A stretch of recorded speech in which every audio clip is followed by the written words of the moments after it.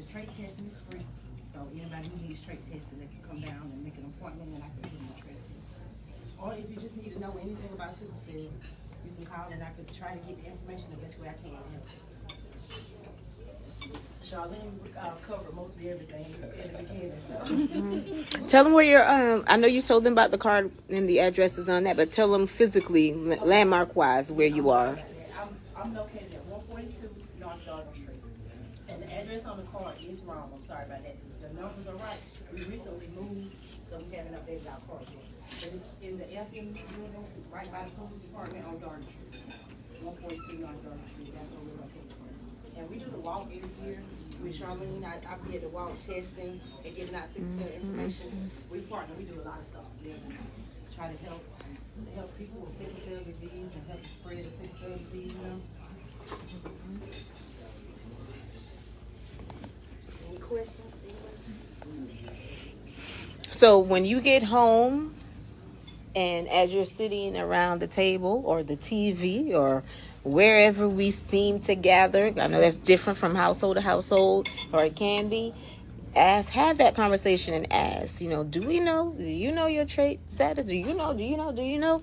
And if not, she's the person we want you to get in contact with, because even though since 2006, everywhere in our country has implemented the newborn screening, there's still so many, even, new parents who are not aware of their children's status.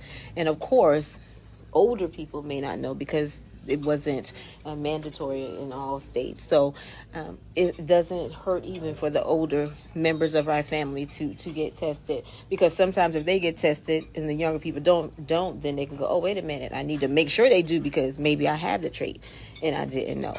And that might be the motivation for them to advocate a little bit more for their family. So the testing is so important. As I shared earlier, we have to do our part even more than maybe other communities may need to, because maybe that support and advocacy is already there. That gap isn't as wide.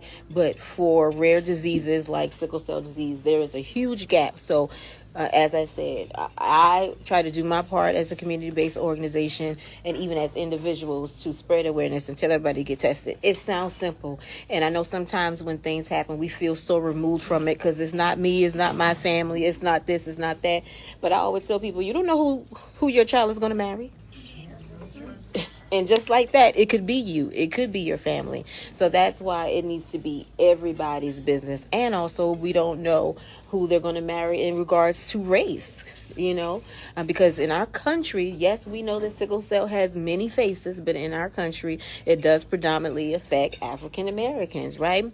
And we know that sometimes we marry people who may not be of our race, of our culture, of our ethnicity, whatever the case may be. So I always tell people, it's your business too, right?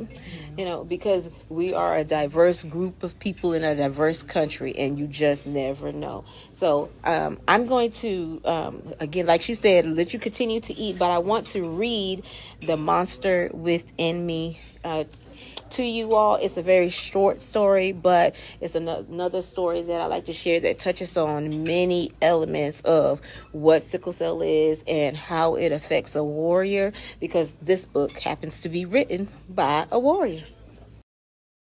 Go and take care of the kids, go outside and play with them, and she would just go back in her room, lock the door, and she would take a bath and watch her TV shows in peace. And so she was embarrassed by it, that she had sickle cell. In helping sickle cell patients, I think as a clinician, one of the things we will be focused on is helping them to identify or work on our strength building techniques.